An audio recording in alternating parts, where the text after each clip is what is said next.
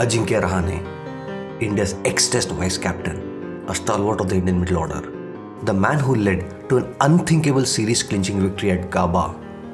The same Ajinkya Rahane has lost his vice captaincy and appears to have just managed to hold his place in the Indian Test team tour of South Africa, following a lean patch with the bat in the last 10 months.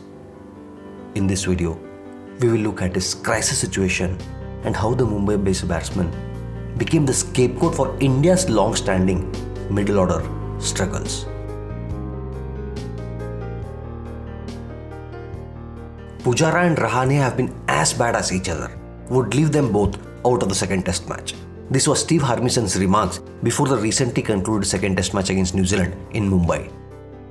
The former Black Caps captain Daniel Vettori too reacted to Ajinkya Rahane's struggle after the first test against New Zealand. He said, "Drop Rahane for the second test, give him time to reset."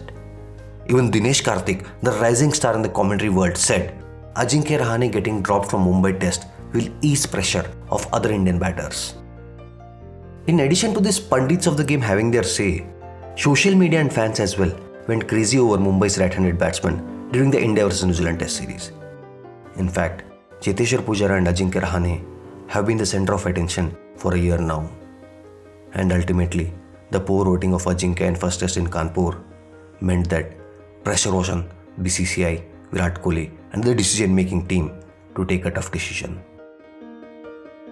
However, when you look closely at the numbers of Virat, Cheteshwar or Rahane over the last 2 years, it gives you a clear indication that there is no significant difference in the performances of these three players. However, the pressure meant that one of the two, Rahane or Pujara, would be dropped. And unsurprisingly, Ajinkya was not playing. However, surprisingly, he was ruled out of the second test in Mumbai due to a minor left hamstring strain sustained while fielding on the final day of the first test match in Kanpur. We are all in fact aware of Ajinkya Rahane as a match winner in the middle order when he is confident and in the zone. That is without a doubt.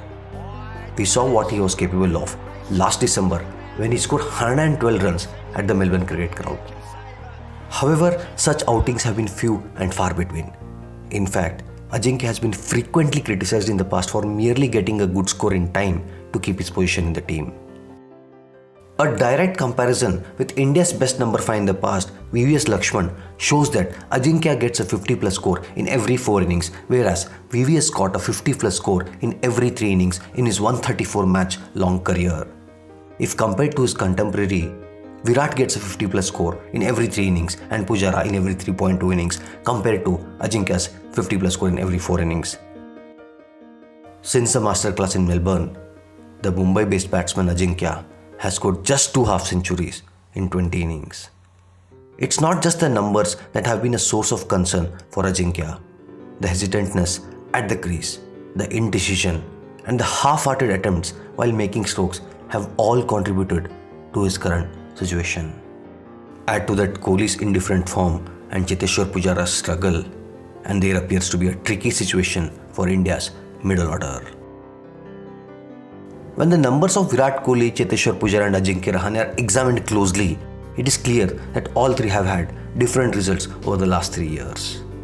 Barring Rohit Sharma, the other top batsmen have struggled to get going and produce match-winning knocks on a consistent basis. The all three stars of the Indian middle order average in the 30s in the last 3 years. In fact, in the last 2 years, the averages of these three batsmen has been in the mid-20s. Surprisingly, the away performances of Pujara and Rahane has been a notch higher compared to Virat Kohli in the last 3 years. They averaged 35 while Virat averaged 27.